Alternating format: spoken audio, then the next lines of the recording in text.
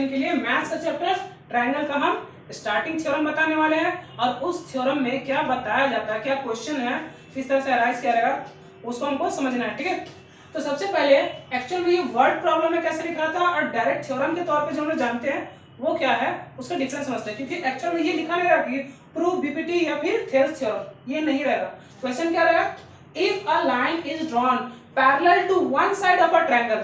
कहने का मतलब क्या कि एक ट्रायंगल है, उसका किसी भी एक साइड का पैरेलल एक लाइन ड्रॉ किए, ठीक है, to intersect the other two side, ये दो साइड को क्या करा, इंटरसेक्ट करा डिस्टिंक्ट पॉइंट पे डी और ई पे।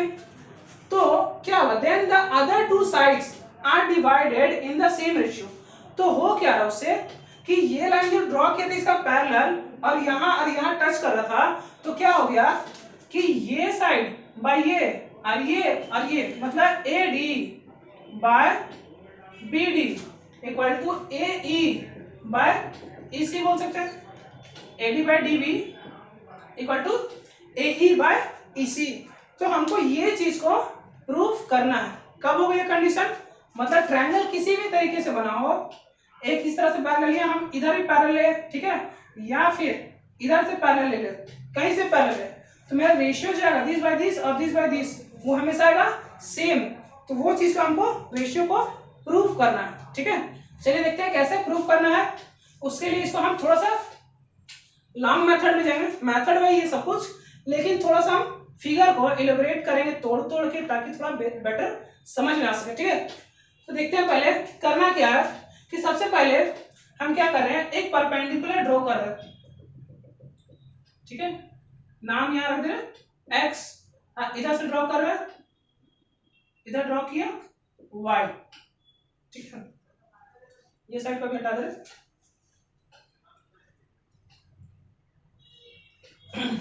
तो क्या है डी वाई, सबसे पहले समझे D Y and E X, ये क्या है परपेंडिकुलर्स है। ये क्या है परपेंडिकुलर्स है। इस ट्रायंगल के लिए भी, इस ट्रायंगल के लिए भी अगर हम यहां से ऐसे ड्रॉ कर दे, इसको हिस्सा में बांट दे, दो हिस्सा में बांट रहे इसको, ठीक है, उसका रीजन हम समझेंगे कि क्यों बांटा जा रहा है, उसको बाद में हम समझेंगे। तो जरा देखते हैं यहाँ पे पहले कि इस ट्रायंगल के लिए हाइट, ये अगर बेस है तो हाइट मेरा ई एक्स हो जाएगा।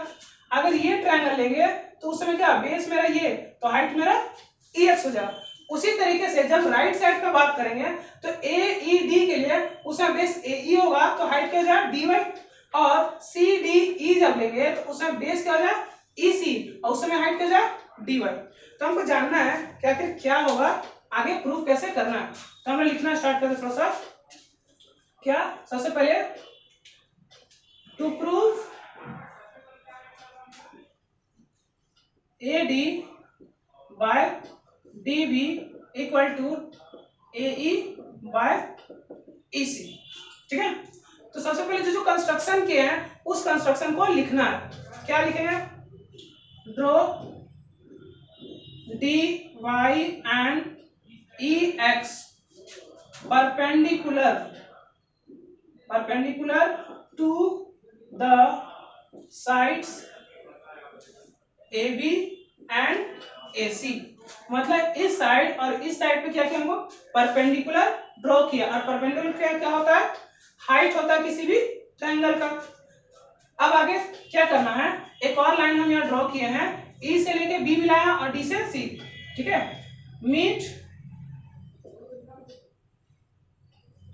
सी D and C to D and B to E, ये पॉइंट कर लिए। अब हमको क्या करना है, रेशियो निकालना है।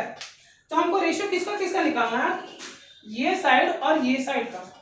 तो हमको मिलेगा कहाँ, तो एक ट्रायंगल हमको दिख रहा है कि ए डी ई और दूसरा क्या मिल रहा है बी डी ई, ये।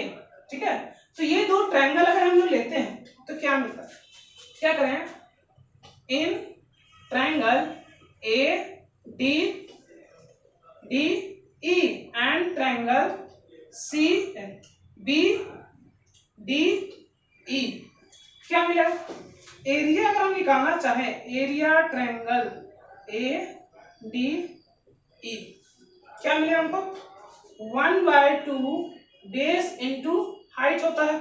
तो 1/2 का 1/2 बेस क्या है इस ट्रायंगल के लिए। अब इसको हम पूरा मिटा रहे हैं, क्या ऐसा करके ड्राइंग बना हुआ था ADE, ठीक है। इधर से एक परपेंडिकुलर ड्रॉ था और एक परपेंडिकुलर इधर ड्रॉ था, ठीक है। और यहाँ क्या नाम था x, इधर नाम था y। तो अगर ये बेस है तो हाइट मेरा क्या है EX, ठीक है। हम हमेशा क्लियर क्या करें, थोड़ा सा इलेबोरेट करें, मिटा मिटा के देखिए। Into AD into base height कितना हो गया EX, ठीक है। उसी तरीके से एरिया ट्रायंगल क्या BDE, इस BDE का अगर हम निकाले तो उसमें क्या मिला 1/2 into base into height, that means 1/2 into क्या हो जाएगा AD के जगह BD और हाइट उसका क्या रह जाएगा EX ही रह जाएगा, ठीक है। तो ये दोनों का एरिया तो निकाल लिए, ठीक है। एरिया निकाल लिए हैं। अगर इस दोनों एरिया का रेशियो निकालते हैं, क्या करना है एरिया का रेशियो, क्योंकि हमको साइड का रेशियो निकालना है तो उसके लिए क्या करना होगा एरिया का रेशियो निकालना होगा। तो देख रहे हैं क्या कर रहे हैं, अगर यहाँ रेशियो कर दिए तो यहाँ रेशियो और यहाँ फाइनली रेशियो, तो ये हाफ कैंसल, ये EX कैंसल, क्या मिला AD बाय DB, इसको मान लेंगे इक्वेशन 1। यहाँ तो क्लियर होगा कि क्या किया हम पहले कि जो फिगर दिया हुआ था, जो फिगर था ABC, उसमें एक ड्रॉ किए थे पैरेलल, ये पैरेलल, और क्या किया यहाँ से परपेंडिकुलर ड्रॉ किए, यहाँ से यहाँ परपेंडिकुलर ड्रॉ किए, X Y यहाँ D E, और क्या किया BE को मिलाया था और CD को मिला दिए थे। तो पहला रेशियो हम लिए इस ट्रायंगल का एरिया और इस ट्रायंगल का एरिया का, तो हमको ये साइड बाय ये साइड का वैल्यू मिल गया, मतलब रेशियो मिल गया। अब दूसरा साइड क्या लेना हमको, राइट साइड, यही ट्रायंगल लेना है और साइड में राइट साइड का इधर जो CDE है उसको लेंगे। तो क्या करना हमको थोड़ा सा कि हमको सेम प्रोसेस अपनाना है, जैसे इसके लिए अपनाया उसी तरह सेम प्रोसेस निकालेंगे इसके लिए। तो क्या लिखेंगे यहाँ पे थोड़ा सा देखते हैं। अब हम लोग आगे क्या देख रहे हैं कि पहला पॉइंट जो निकाल लिए थे उसको हम मिटाने के बाद थोड़ा सा ऊपर लिख ले रहे हैं कि area triangle ADE by area triangle BDE equal to AD by DB निकाल चुके थे, उसको इक्वेशन 1 मान ली। दूसरा क्या सेम प्रोसेस है, मतलब जैसे उसमें किए उस तरह सेम प्रोसेस निकाल के इसमें इन ट्रायंगल AED और दूसरा CDE, इसमें भी हमको क्या निकालना है एरिया का रेशियो। अगर वो दोनों ट्रायंगल का एरिया का रेशियो निकलेगा तो मेरा साइड का रेशियो मिल जाएगा। क्या निकला 1/2 बेस का value AE into height DY, फिर इसका 1/2 बेस का वैल्यू EC और हाइट का वैल्यू DY। अब यहाँ से वो क्या मिल रहा है कि 1/2 कैंसल, DY कैंसल, तो क्या बचा AE बाय EC, ये मेरा इक्वेशन 2 हो गया। अब ये है कि हमको प्रूफ तो करना है कि ये रेशियो इक्वल टू ये रेशियो, तो हम इसको डायरेक्ट नहीं लिख सकते, ठीक है। उसका रीजन क्या है, देखिए ऊपर का एरिया क्या है ADE या AED, ये दोनों का एरिया क्या है सेम रहेगा, लेकिन हमको प्रूफ करना है कि अगर ये एरिया मतलब BDE इसका एरिया और इसका एरिया अगर सेम है तो क्या हो जाएगा दोनों का रेशियो सेम हो जाएगा। तो क्लास 9 में थ्योरम हम लोग पढ़े थे क्या कि अगर सेम बेस पे दो ट्रायंगल बना हुआ है और दो पैरेलल लाइंस के बीच में, तो उसका एरिया क्या होता है इक्वल। क्या है triangle BDE and triangle CDE are on same base and between same parallel, ठीक है। Therefore area triangle BDE equal to area triangle CDE। कोई दिक्कत, यहाँ पे हो गया हम लोग का प्रूफ कि ये दोनों जो नीचे वाला एरिया था वो क्या है इक्वल, अगर एरिया इक्वल है तो क्या हो गया, इसका रेशियो और इसका रेशियो क्या हो गया मेरे लिए, इक्वल। तो लास्ट लाइन क्या लिखना है, फ्रॉम इक्वेशन 1, 2 एंड 3, ये तीनों को ले ले तो क्या मिल जाएगा मेरा, ये रेशियो इक्वल टू ये ratio, that means AD by DB equal to AE by EC। ठीक है, तो ये हो गया हम लोग का प्रूफ, मतलब थेल्स थ्योरम या BPT हम लोग का हो गया प्रूफ। ठीक है, तो ये था हम लोग का पहला थ्योरम जिसको आपको समझना था। तो अब ये बात दोबारा समझिए, क्या कि अगर कोई भी ट्रायंगल दिया हो, कोई भी ट्रायंगल दिया हो और उस ट्रायंगल का नाम कुछ भी है, ठीक है, और उसको पैरेलली कोई लाइन काट रहा हो XY मान लो, ठीक है, तो ये पैरेलल है, इस तरह से दिया काट रहा, तो इसका मतलब क्या लिखेगा हमको हमेशा कि AX by XB equal to AY by YC।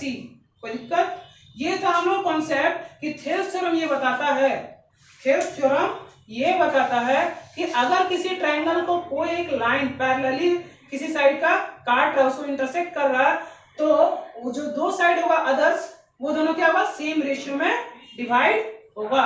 ये था हम लोग का पहला थ्योरम। अब कुछ क्वेश्चन देखते हैं इस थ्योरम पे। थेल्स थ्योरम को क्वेश्चन बनाने से पहले थोड़ा सा हम लोग कन्वर्स ऑफ थेल्स थ्योरम सीख लेते हैं, उसके बाद क्वेश्चन पे चलते हैं, क्योंकि यहाँ थोड़ा सा हमको समझना है थेल्स थ्योरम क्या बताया और उसका अपोजिट मतलब कन्वर्स जो है वो क्या बताएगा वो चीज। ठीक है, तो सबसे पहले लिखा हुआ क्या क्वेश्चन कि if a line divides any two sides of a triangle, अगर कोई लाइन ट्रायंगल का दो साइड्स को डिवाइड कर रहा सेम रेशियो में, तो वो लाइन जो है वो पैरेलल होगा थर्ड साइड का। इससे पहले थेल्स थ्योरम में क्या पढ़े थे कि एक ट्रायंगल में एक लाइन क्या करे, पैरेलल ड्रॉ कर रहे हैं किसी एक साइड का, तो बाकी दो साइड को क्या कर रहा, सेम रेशियो में लाता है, और यहाँ क्या रेशियो दिया हुआ और वो पैरेलल होगा थर्ड साइड का, वो प्रूफ करना है। इसी को हम लोग क्या बोलते हैं, कन्वर्स ऑफ थेल्स थ्योरम। तो अभी पहले से क्या दिया हुआ है हमारे लिए कि given that AD by DB equal to AE by EC, क्या है AD by DB equal to AE by EC।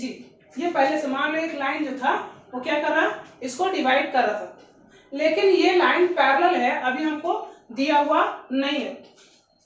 तो suppose DE is not parallel to BC, ठीक है, but a line drawn through D is parallel to BC, that is DF parallel BC। ठीक है, अब हमको यह समझना क्या है कि हमको दिया हुआ ये चीज तो है कंटेंट कि ये दोनों रेशियो सेम है, अब हम मान क्या लिए कि ये पैरेलल नहीं है, कंडीशन तो मेरा ये दी कि अभी तो ये पैरेलल नहीं है, तो नहीं है, मान लिया कि डी से एक और लाइन पार हो रहा है जो बीसी का क्या है, पैरेलल, क्या है, डीसी से एक लाइन पार हो रहा है जो पैरेलल है बीसी का, दैट मींस मान लेते वो पॉइंट क्या था एफ, जो बन गया क्या डीएफ पैरेलल बीसी। ठीक है, तो अब क्या करना है, अगर डीएफ पैरेलल है मेरा बीसी का, तो थेल्स थ्योरम से क्या सीखे थे कि according to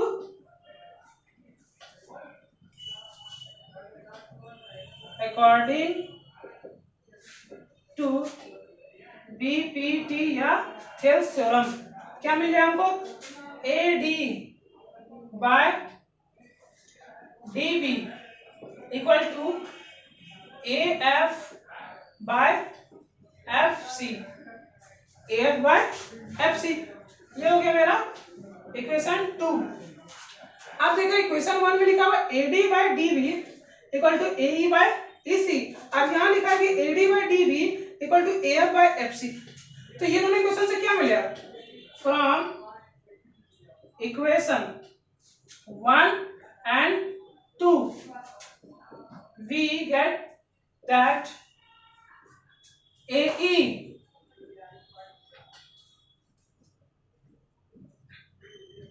by EC equal to AF by FC। ठीक है, अब हमको ये मिल गया। और ये कंडीशन कब होगा, मतलब कहना क्या चाह रहा, AE मान लो x है और AE मान लो y था, तो ये दोनों क्या ऊपर वाले के बराबर और नीचे वाला नीचे के बराबर। और इसका वैल्यू मान लेते हैं P है और यहाँ से यहाँ तक का वैल्यू का नाम Q है। तो ये बराबर, ये रेशियो अगर सेम है, इसका मतलब ये दोनों का वैल्यू भी क्या होगा, बराबर होगा। अब बराबर कब हो सकता है, जब F ये पॉइंट और ये पॉइंट कहाँ हो, एक ही जगह पे हो, कॉन्साइड करेगा तभी।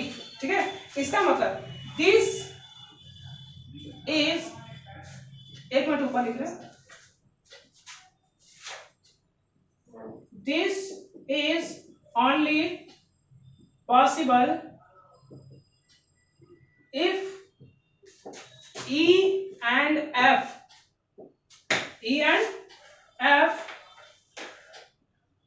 are on same point या coinciding। इसी को हम क्या लिखते हैं, coinciding, coincide कर रहे हैं एक दूसरे पे ही, एक पॉइंट के ऊपर दूसरा पॉइंट को हम लोग बोलते हैं coincide। तो एक ही पॉइंट पे है तभी ऐसा पॉसिबल है। तो इसका मतलब क्या होगा, therefore DE is parallel to BC। ये मेरा हो गया कन्वर्स ऑफ थेल्स थ्योरम। ठीक है, तो यहाँ हो गया हम लोग का प्रूफ क्या, थेल्स थ्योरम। अब हम लोग को देखना है क्वेश्चंस, तो चलिए देखते हैं क्वेश्चंस हम लोग। अब यहाँ पे हम दो डायग्राम लिए हैं आप लोग का थेल्स थ्योरम के लिए। दो सिंपल जो क्वेश्चन 1 मार्क्स का आता है एग्जाम के तौर पे, एग्जाम में, वो उसको हमको समझना है। क्या है, दो फिगर में कि दो फिगर दिया है, starting words were in the given figure etcetera etcetera. तो हम डायरेक्ट डाटा को ही दिखा दे रहे हैं, कोई वर्ड्स नहीं लिख रहे।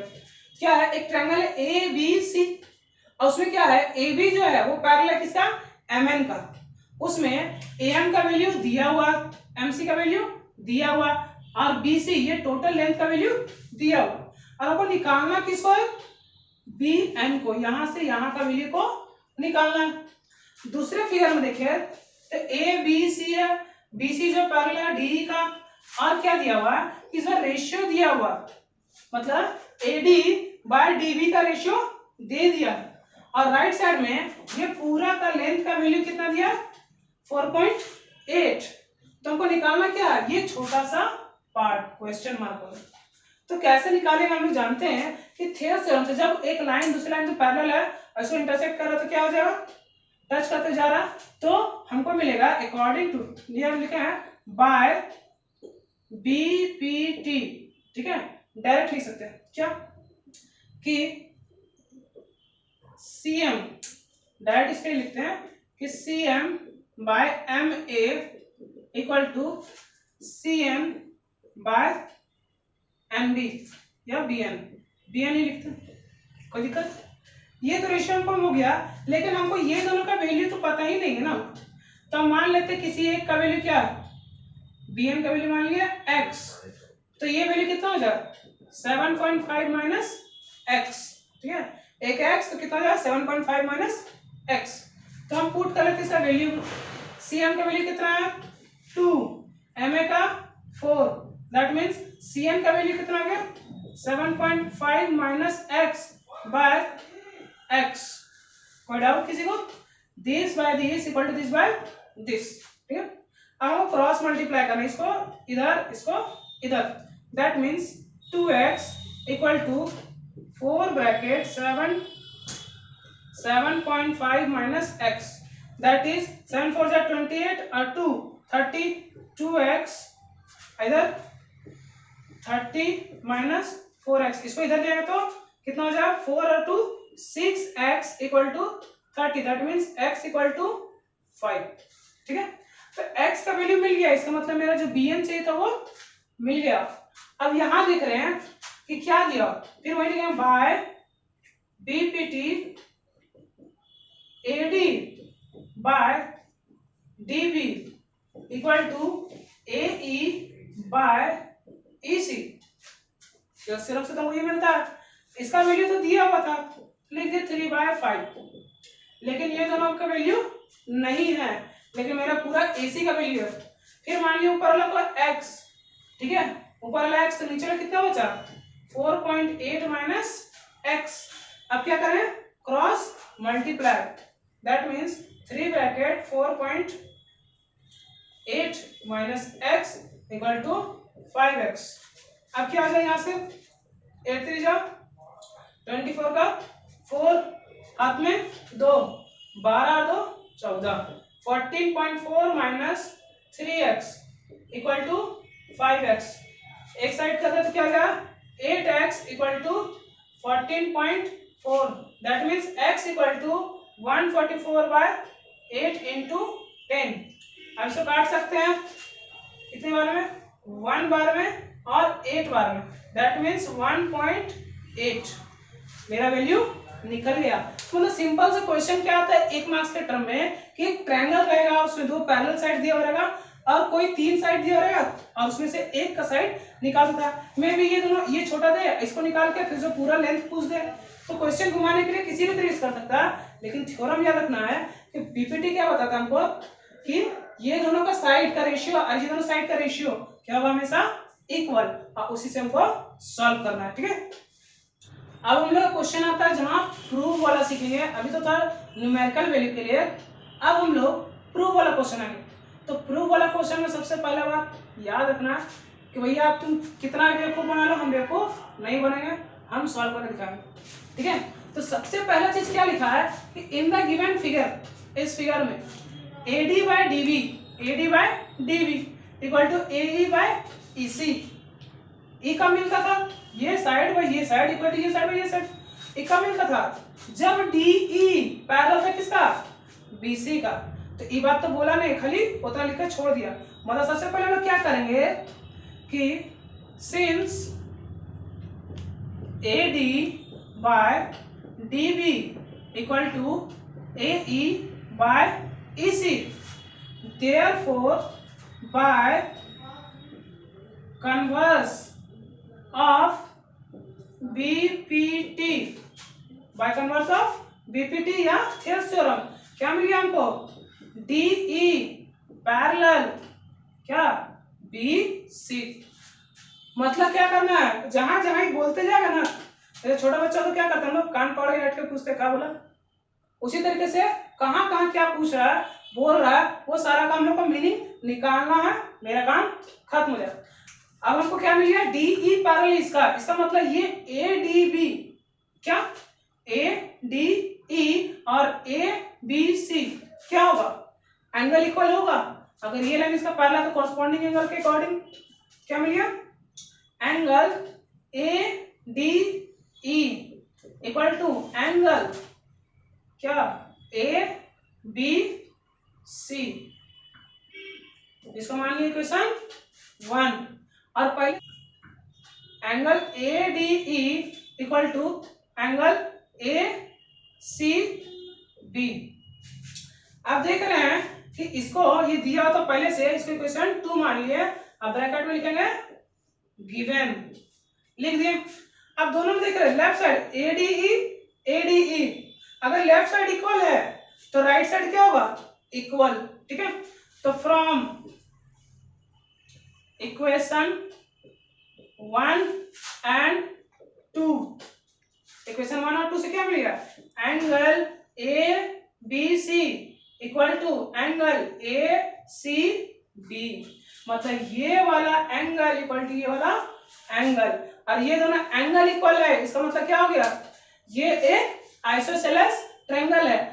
अच्छा क्या लिखा prove that triangle ABC is iso, मतलब क्या हो गया कि हम क्वेश्चन को सॉल्व किए हैं, आंसर मेरा ऑटोमेटिक मिल रहा है क्या कि ये क्या है एक isosceles triangle, therefore ABC is isosceles triangle, ठीक है। तो इस तरीके से हम लोग प्रूव करना है कि जो जो छोटा पॉइंट दे पहले उसका मीनिंग क्या है, उससे क्या मिल रहा है डाटा वो निकाल लेना, और उसके बाद जो दिया प्रूव कर सकते हैं। दूसरा क्वेश्चन देखते हैं जो एनसीईआरटी का क्वेश्चन है, चलिए अब आप लोग के सामने एक और क्वेश्चन है जो एनसीईआरटी का है, ठीक है। और आप लोग देख सकते हैं क्या लिखा हुआ पहला कि in the given figure DE parallel AC, DE parallel है AC का, तो डबल एरो मारे हैं, और सिंगल DF पैरेलल है AE का, उसके लिए सिंगल एरो। अब क्या करना, हमको प्रूफ करना ये सारा चीज कि कैसे आएगा, हमको नहीं पता कैसे आएगा। क्या करना आपको, सिंपल सी बात कि जो पैरेलल दिया है उस पर क्या लगाएंगे हम लोग, थेल्स थ्योरम। क्या लगाएंगे, Thales theorem. By Thales theorem यार डायरेक्ट क्या लिखेंगे, DE पैरेलल AC, ठीक है। देयरफॉर क्या लिख सकते हैं, ABD by DA, BD by DA equal to BE by EC, मतलब this side by this side equal to ये बाय ये। हम लोग थेल्स थ्योरम जानते हैं, और यहाँ क्या लिखेंगे, यूजिंग BPT या फिर थेल्स थ्योरम, इसको मान लीजिए इक्वेशन 1, ठीक है, कोई दिक्कत। फिर लिखेंगे, सॉरी एक चीज यहाँ छूट गया, इन ट्रायंगल ABC, ठीक है, in triangle ABC DE parallel this, और दूसरा क्या लेंगे, इन ट्रायंगल ABE, क्या लेंगे, ABE। यहाँ क्या मिल रहा हमको कि DF पैरेलल AE, अगर DF पैरेलल है AE का तो इस बार क्या मिलेगा हमको, BD by DA equal to क्या मिलेगा, FB बाय या BF, वही चलेगा, BF बाय FE, ठीक है। ये इक्वेशन 2, और रीजन वही यूजिंग BPT, ठीक है, थेल्स थ्योरम के बाय। अब देख रहे हैं कि इसका लेफ्ट साइड और इसका लेफ्ट साइड फिर क्या क्या मेरा same, that means right side क्या हो जाएगा, इक्वल। तो फिर दैट क्या लिखेंगे, from equation 1 and 2 we get BE by EC equal to BF by FE। हो गया हमारा प्रूफ।